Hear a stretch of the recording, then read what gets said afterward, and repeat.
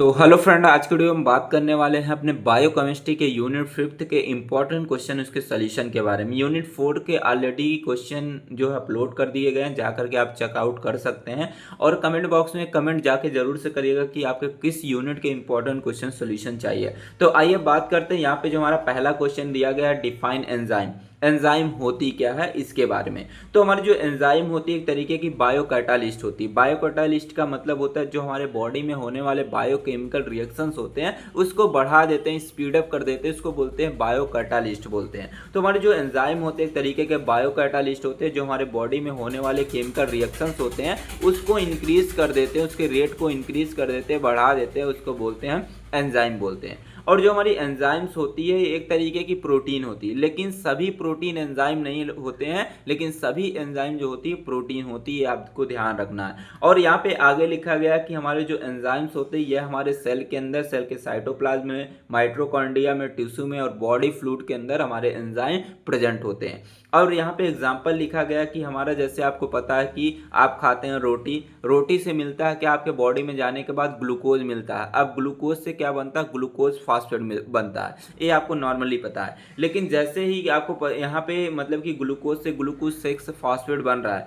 अब यहाँ पे अगर कोई एंजाइम इन्वॉल्व हो जाती, बायोकैटालिस्ट इन्वॉल्व हो जाता है, ये क्या करता है कि ग्लूकोज से ग्लूकोज 6 फास्फेट के बनने की जो प्रोसेस होती है ये बढ़ा देता है, जिससे हमारा जल्दी जल्दी पायरुवेट बनेगा और उससे हमारी क्या होगी, जल्दी जल्दी एनर्जी बनेगी। तो ये आप यहाँ से देख करके लिख सकते हैं। अब देख लीजिए आगे दिया गया है define enzyme kinetics. Enzyme kinetics का मतलब होता क्या है। तो यहाँ पे लिखा गया enzyme kinetics is the study of how enzyme affect the rate of chemical reaction. मतलब कि कोई भी एंजाइम कैसे रेट ऑफ रिएक्शंस को अफेक्ट करती है, कैसे बायोलॉजिकल रिएक्शंस को अफेक्ट करती है, जब उसके बारे में स्टडी करते हैं उसको बोलते हैं हम एंजाइम काइनेटिक्स बोलते हैं। और एंजाइम काइनेटिक्स का मेन एम है कि कौन कौन से ऐसे फैक्टर्स हैं जो एंजाइम एक्टिविटी को अफेक्ट कर रहे हैं उसके बारे में इन्वेस्टिगेट करना, उसके बारे में पता लगाना, इसका मेन एम यही है। अब देख लीजिए आगे क्वेश्चन पूछा गया, गिव मिचेलिस मेंटन इक्वेशन दिया गया है। तो हमारी जो मिचेलिस मेंटन इक्वेशन होता है एक तरीके का हमारा मैथमेटिकल्स मॉडल होता है जो हमारे एंजाइम काइनेटिक्स को डिस्क्राइब करता है, ठीक है। और ये हमारा जो मिचेलिस मेंटन इक्वेशन होता है ये क्या करता है कि जो इनिशियल रिएक्शंस रेट होते हैं, मैक्सिमम रेट रिएक्शंस होते हैं और सबस्ट्रेट कंसंट्रेशन होते हैं, इन तीनों के बीच क्या रिलेशनशिप है, क्या मतलब कि डिफरेंस है, उसको डिस्क्राइब करने का काम करता है। तो अब यहाँ पे हमारा तीसरा क्वेश्चन दिया गया है, गिव मिचेलिस मेंटन इक्वेशन। तो जो मिचेलिस मेंटन इक्वेशन होता है एक तरीके का हमारा मैथमेटिकल मॉडल होता है जो एंजाइम काइनेटिक को डिस्क्राइब करता है, रिप्रेजेंट करता है। इसमें ये बताया जाता है कि हमारे जो इनिशियल रिएक्शंस रेट है, मैक्सिमम रेट रिएक्शंस है और सबस्ट्रेट कंसंट्रेशन है, इन तीनों के बीच क्या रिलेशन है, इसको डिस्क्राइब करने का काम हमारा मिचेलिस मेंटन इक्वेशन करता है। तो आइए देख सकते हैं, यहाँ पे लिखा भी है हमारा जो इक्वेशन है कि V इक्वल टू होता है V मैक्स मल्टीप्लाई सबस्ट्रेट हो गया और Km प्लस सबस्ट्रेट हो गया। तो यहाँ पे लिखा गया कि V इक्वल टू हमारा रेट ऑफ प्रोडक्ट फॉर्मेशन, मतलब कि कितने रेट से प्रोडक्ट का फॉर्मेशन हो रहा है, और V मैक्स का मतलब होता है मैक्सिमम रिएक्शंस रेट क्या है, और S का मतलब होता है सबस्ट्रेट कंसंट्रेशन, और Km का मतलब होता है मिचेलिस कांस्टेंट। मतलब कि जितना हमारा क्या होगा, सबस्ट्रेट की कंसंट्रेशन होगी उतने हमारे रेट ऑफ रिएक्शंस जो होंगे उसकी वेलोसिटी उतनी ही फास्ट होगी, मतलब कि उतना ही जल्दी जल्दी हमारे प्रोडक्ट बनेंगे। तो ये सारे रिलेशन को बताने का काम करता है। तो आप सिंपल तरीके से बताएंगे कि हमारा जो मिचेलिस मेंटन इक्वेशन होता है ये क्या करता है कि जो हमारा मैक्सिमम रिएक्शंस रेट होता है, सबस्ट्रेट कंसंट्रेशन होता है और हमारा जो होता है रेट ऑफ प्रोडक्ट फॉर्मेशन होता है, इन तीनों के बीच रिलेशनशिप बताने का काम हमारा यही करता है। समझ गए सारी चीजें। अब देख लीजिए आगे लिखा गया अगला question, define enzyme induction with example. ठीक है, तो एंजाइम इंडक्शन होता क्या। तो इंडक्शन आप नाम सुने होंगे, इंडक्शन क्या करता है, जैसे खाना पकाते हैं तो क्या करता है, आग को बढ़ाने का काम करता है, खाने को जल्दी पकाने का काम करता है। उसी तरीके से यहाँ पे भी वही कॉन्सेप्ट समझिएगा। तो हमारे जो एंजाइम इंडक्शंस होते हैं एक ऐसे मॉलिक्यूल्स होते हैं जो क्या करते हैं कि एंजाइम प्रोडक्शन या एंजाइम की एक्टिविटी को बढ़ा देते हैं, उसको हम बोलते हैं एंजाइम इंडक्शन बोलते हैं। जैसे यहाँ पे एग्जाम्पल हो गया हमारा साइटोक्रोम P450 हो गया, ठीक है, जो एक तरीके का हमारा एंजाइम इंडक्शन मॉलिक्यूल्स होता है, और ये क्या करता है कि एंजाइम के बनने की जो प्रोसेस होती है या एंजाइम की एक्टिविटी को बढ़ाने का काम करता है। अब दूसरा यहाँ पे पूछा गया है कि define enzyme inhibitors with example, मतलब कि एंजाइम इनहिबिटर्स क्या होते हैं और उसका एग्जांपल बताइए। तो यहाँ पे आप इंडक्शन पढ़ रहे थे, यहाँ पे आप पढ़ेंगे इनहिबिटर के बारे में। तो हमारे जो एंजाइम इनहिबिटर्स होते हैं एक ऐसे मॉलिक्यूल्स होते हैं जो हमारे एंजाइम के साथ बाइंड हो जाते हैं और एंजाइम की एक्टिविटी को डिक्रीज कर देते हैं या तो ब्लॉक कर देते हैं, उसको हम बोलते हैं एंजाइम इनहिबिटर्स बोलते हैं। जैसे यहाँ पे कुछ एग्जांपल दिए गए हैं, जैसे हमारी कुछ ड्रग होती हैं, जैसे पेनिसिलिन हो गया, एस्पिरिन हो गया, ये सब क्या करते हैं कि एज ए एंजाइम इनहिबिटर की तरह काम करते हैं, मतलब कि एंजाइम के बनने की प्रोसेस को रोकने का काम करते हैं, एंजाइम की एक्टिविटी को डिक्रीज करने का काम हमारे ये सब्सटेंस करते हैं। अब देख लीजिए आगे पूछा गया है कि एंजाइम रिप्रेशन होता क्या है। तो एंजाइम रिप्रेशन का मतलब होता है कि एक ऐसे मॉलिक्यूल जो क्या करते हैं किसी एक एंजाइम के, मतलब कि एक स्पेसिफिक एंजाइम के बनने से रोकते हैं या डिक्रीज कर देते हैं, उसको हम बोलते हैं क्या, एंजाइम रिप्रेशन बोलते हैं। जैसे आपको पता है कि हमारे बॉडी में अलग अलग तरीके के एंजाइम बनने जरूरी हैं जो अलग अलग फंक्शन के लिए रिस्पॉन्सिबल होते हैं, लेकिन अगर सपोज दैट हमारे बॉडी के अंदर सिर्फ एक स्पेसिफिक एंजाइम ही बन रही है तो हमारे बॉडी में जो अदर फंक्शन हो नहीं पाएंगे। तो हमारे बॉडी के अंदर जो स्पेसिफिक एंजाइम को बनने से रोकने के लिए एक हमारे मॉलिक्यूल्स होते हैं जिसको हम बोलते हैं इफेक्टर बोलते हैं। अब ये इफेक्टर क्या करते हैं, हमारे बॉडी में किसी एक स्पेसिफिक एंजाइम के बनने की जो प्रोसेस होती है उसको डिक्रीज कर देते हैं या स्टॉप कर देते हैं, उसी को बोलते हैं एंजाइम रिप्रेशन बोलते हैं। अब ये एंजाइम रिप्रेशन होता क्या है, सबसे पहले जो हमारे इफेक्टर होते हैं जो क्या करते हैं एंजाइम रिप्रेशन को करने का काम करते हैं, ये इफेक्टर सबसे पहले रिप्रेशन प्रोटीन से इस तरीके से बाइंड करेंगे। जैसे मान लीजिए ये हमारे क्या हो गए, इफेक्टर हो गए, मतलब यही इफेक्टर क्या करेंगे, किसी एंजाइम किसी स्पेसिफिक एंजाइम के बनने से रोकते हैं। तो ये इफेक्टर सबसे पहले क्या करेंगे, जो ये हमारी रिप्रेशर जीन होती है, रिप्रेशन प्रोटीन होती है, इसके साथ जाकर के इस तरीके से बाइंड करेंगे और ये बना लेंगे एक तरीके का कॉम्प्लेक्स बना लेंगे।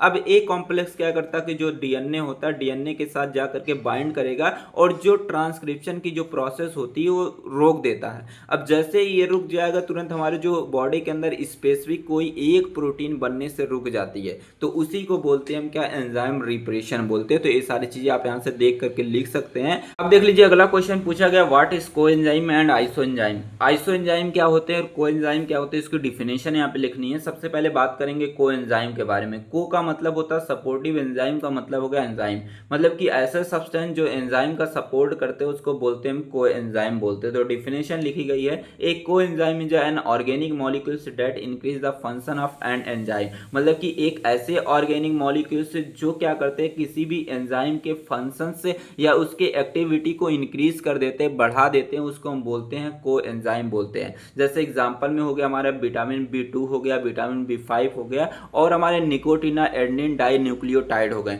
तो ये सारे जो हमारे सब्सटेंस जो ऑर्गेनिक सब्सटेंस होते हैं ये क्या करते हैं किसी भी एंजाइम के फंक्शन या उसके एक्टिविटी को बढ़ाने का काम करते हैं। और जो हमारे कोएंजाइम होते हैं ये हमारे एक तरीके के नॉन प्रोटीन कंपाउंड होते हैं। अब देख लीजिए बात करेंगे आइसो एंजाइम के बारे में। तो यहाँ पे आइसो का मतलब हो गया सेम और एंजाइम का मतलब होगा एंजाइम, मतलब कि एक ऐसे मॉलिक्यूल्स जो हमारे एंजाइम की तरह सेम होते हैं लेकिन इसकी जो फिजिकल और केमिकल प्रॉपर्टीज अलग अलग होती है उसको हम बोलते हैं आइसो एंजाइम बोलते हैं। तो यहाँ पे लिखा गया iso enzyme is a variant form of enzyme that catalyse the same reaction but differ in the it's physical and chemical properties, मतलब कि जो हमारे आइसो एंजाइम होते हैं वह हमारे एंजाइम की तरह सेम होते हैं लेकिन उनकी जो फिजिकल और केमिकल प्रॉपर्टीज होती है वह अलग अलग होती है, उसको बोलते हैं आइसो एंजाइम बोलते हैं। जैसे हमारे एग्जांपल में आ जाता है हमारे ग्लूकोकाइनेज आ जाता है। तो ग्लूकोकाइनेज जो होता है ये हमारे नॉर्मल एंजाइम की तरह ही होते हैं लेकिन इनकी क्या होती है कि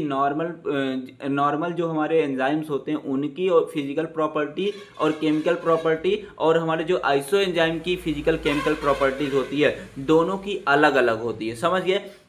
अब देख लीजिए आगे पूछा गया recall the application of iso enzyme. Iso enzyme का क्या यूजेस होता है, क्या एप्लीकेशन होता है, यहाँ पे आपको बताना है। तो हमारे आइसो एंजाइम जो होते हैं ये हमारे मेडिकल डायग्नोसिस में यूज किए जाते हैं। हमारे जो आइसो एंजाइम होते हैं यह जेनेटिक पॉपुलेशन की स्टडी करने में यूज किए जाते हैं। और हमारे जो आइसो एंजाइम होते हैं प्लांट बायोटेक्नोलॉजी में यूज किए जाते हैं। और इसके साथ साथ हमारे जो आइसो एंजाइम होते हैं यह फूड कंटामिनेशन के बारे में पता करने के लिए किए जाते हैं। अब देख लीजिए आगे पूछा गया what is allosteric inhibitor. Allosteric inhibitors क्या होते हैं इसके बारे में यहाँ पे लिखनी है। तो यहाँ पे ध्यान से सुनिएगा, समझिएगा ध्यान से। जैसे मान लीजिए ये हमारा क्या है, एंजाइम है। अब ये एंजाइम के पास एक होता है हमारा एक्टिव साइड होता है। और इसी एक्टिव साइड पे जब हमारा कोई भी सबस्ट्रेट आकर के बाइंड करता है तब जाकर के हमारा एक प्रोडक्ट बनता है। लेकिन इस एक्टिव साइड के अलावा कोई मतलब कि हमारे एंजाइम के अंदर एक और साइट होती है जिसको हम बोलते हैं एलोस्टेरिक साइड बोलते हैं। जब इस एलोस्टेरिक साइड पे कोई भी सब्सटेंस आकर के बाइंड करेगा तो ये सब्सटेंस क्या करता है,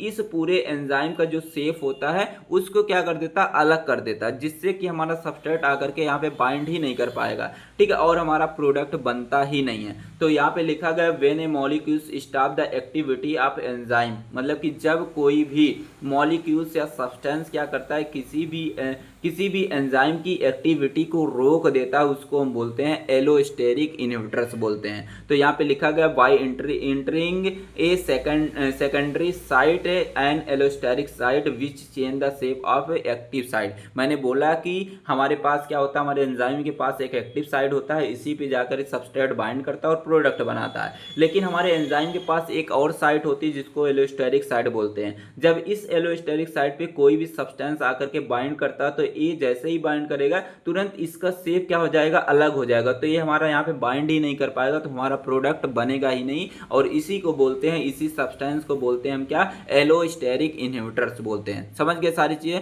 अब देख लीजिए बात करेंगे, अगला क्वेश्चन दिया गया differentiate between the apo enzyme and hello enzyme. Apo enzyme क्या होता है, हैलो एंजाइम क्या होता है। जैसे कि आपको नॉर्मली पता है, मान लीजिए ये हमारा क्या हो गया कि एक एंजाइम हो गया। अब ये एंजाइम किसको बोलते हैं हम, क्या, एक्टिव साइड बोलते हैं। अब इसी एक्टिव साइड पे सबसे पहले हमारे जो कोफैक्टर होते हैं, कोफैक्टर आके बाइंड करते हैं, फिर इसके बाद आते हैं हमारे जो सबस्ट्रेट होते हैं वो हमारे बाइंड करते हैं, तब जा करके हमारा क्या बनता है, प्रोडक्ट बनता है। ये आपको पता है। लेकिन यहाँ पे मान लीजिए कि हमारा यहाँ पे एंजाइम है। अब एंजाइम के पास एक्टिव साइड है लेकिन इसके साथ कोई भी कोफैक्टर आके अटैच नहीं करता है, मतलब कि हमारी एंजाइम क्या रहेगी, इनएक्टिव फॉर्म में रहेगी। और इसी पूरे को बोलते हैं हम क्या, एपो एंजाइम बोलते हैं। तो वही लिखा गया है apo enzyme is an active part of enzyme. जो हमारे एपो एंजाइम होते हैं यह हमारे एंजाइम के एक इनएक्टिव पार्ट होते हैं, मतलब कि इसके पास कोई भी कोफैक्टर नहीं होता। और जब तक कोफैक्टर नहीं होगा तब तक कोई भी सबस्ट्रेट आके बाइंड नहीं करेगा और हमारा कोई भी प्रोडक्ट तब तक नहीं बनेगा जब तक कोई भी सबस्ट्रेट आके बाइंड यहाँ पे नहीं करता है।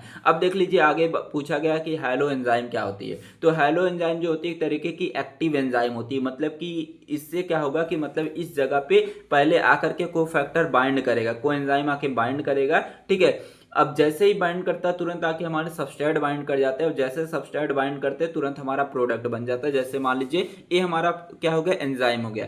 अभी ये हमारा अगर अकेले रहता है तो इसको बोलते हैं हम एपो एंजाइम बोलते हैं। लेकिन इससे आकर के हमारा जो कोफैक्टर है, जो एक तरीके का नॉन प्रोटीन एक्टिवेटर होता है, ये आकर के जैसे ही बाइंड करेगा तुरंत इसके साथ आकर के हमारा सबस्ट्रेट भी बाइंड करेगा, तुरंत हमारा क्या बन जाएगा, प्रोडक्ट बन जाएगा। तो हमारे जो हैलो एंजाइम होते हैं ये हमारे कोफैक्टर और एपो एंजाइम दोनों से मिलकर बने होते हैं, उसको हम बोलते हैं क्या, हैलो एंजाइम बोलते हैं। समझ गए सारी चीजें। अगर आपके कोई भी डाउट्स रह जाते हैं कमेंट बॉक्स में जरूर से बताइएगा और ट्रिक फार्मेसी चैनल को जरूर से ही फॉलो कर लीजिए, आपको लॉन्ग क्वेश्चन अगले वाले वीडियो में मिल जाएगी। थैंक्स फॉर वॉचिंग, मिलते हैं नेक्स्ट वीडियो में, तब तक के लिए टेक केयर, बाय बाय।